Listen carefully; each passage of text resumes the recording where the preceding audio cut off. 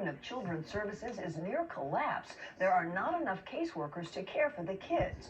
Good evening, I'm Vicki Yates. And I'm Rory Johnston. Yeah, a months-long News Channel 5 investigation details exactly what the judge is talking about. We take a rare look behind the scenes at DCS to reveal how the department failed a mother and her 10 children. Investigative reporter Ben Hall has worked tirelessly on this case, and Ben, you discovered that DCS have been alerted 35 different times about these kids. Well, that's right, Vicki. And despite all of those referrals, the kids did not get the services they desperately needed. She was in court this summer, facing 9 counts of child neglect involving her 10 kids. Back in session. Our investigation found Jacqueline Mangram's current charges came after years in which she was repeatedly investigated by the Department of Children's Services and Metro Police. I think the crux of the issue is that we have a woman who is in dire need of rehabilitation and rehab. Mangram's defense attorney referenced her history of drug addiction and mental health issues. But despite 35 investigations by DCS dating back to 2004, Mangram managed to keep custody of her kids year after year. This is Jacqueline Mangram and her children. She's currently charged with child abuse and child endangerment. Mangram has been in jail since February, when she defied a court order and took her 5 youngest kids from a family member. In regards to Miss Mangram, Police found her and her kids shortly after the alert, but it was just the latest in a long history of problems. In June of last year, police found 4 of Mangram's children near a dumpster on Murfreesboro Pike. According to court documents, the children were without shoes, food, and water. The youngest, a 3-year-old, had walked through broken glass and her feet were bleeding. Police went to their apartment and found the door was open. It was absolutely filthy. The kids were taken by ambulance to Children's Hospital, where they were placed into a glass quarantine due to lice infestation. Police called the Department of Children's Services. But 1 month later, officers found 4 of Mangram's children in this parking lot after getting a call for a child being beaten and choked. Police reported the children were filthy. They had rotting teeth. Their clothes looked way too small. They did not have car seats or shoes. According to court documents, DCS came and the kids went home with a grandparent. The system failed these kids. It did not take care of these kids. Former state representative Sherry Jones fought to reform DCS during her 24 years in the legislature. She was disgusted that DCS kept being alerted to problems with the kids, but caseworkers didn't get them help that they needed. They weren't moved to a better place. They weren't given any services. They were always out on the street. They never had anything. DCS investigations are confidential, but according to court testimony, Mangram has been involved in more than 150 police investigations. We looked at police records and reviewed court testimony to put together how often DCS was contacted and how little the department did.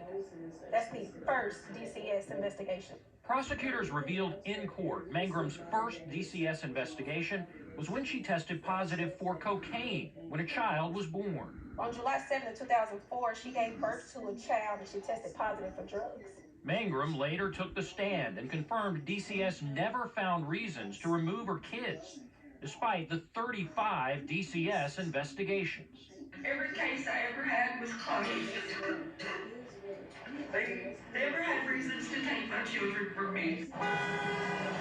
Another warning sign came in 2013 when officers responded to Old Hickory Boulevard. Mangram's 1- and 2-year-olds were crossing the busy street alone, in diapers. Mangram told police she had just fallen asleep and they had wandered off. Once again, police called DCS.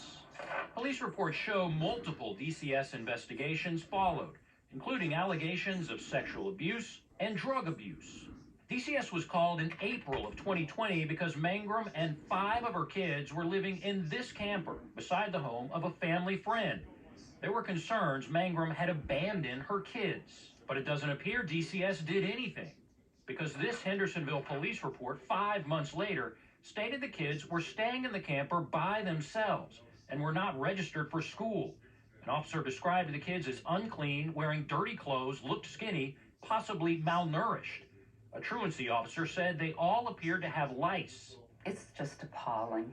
Sherry Jones said too often overworked DCS caseworkers put neglected kids with family members who were also struggling instead of making sure they get the services they need.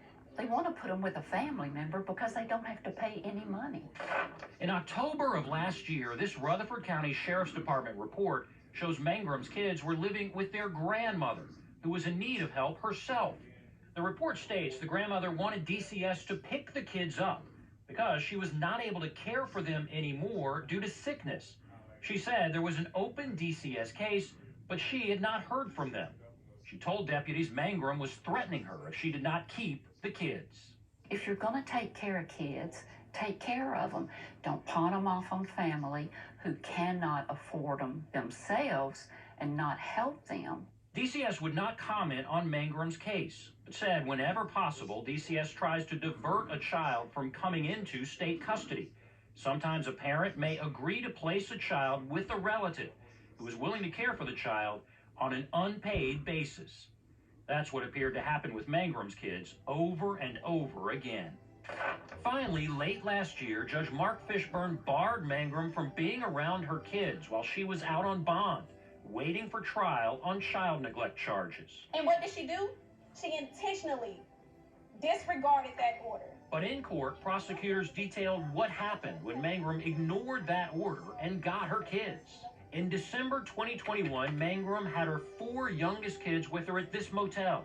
They were in the same room as a man Metro Police suspected of murder.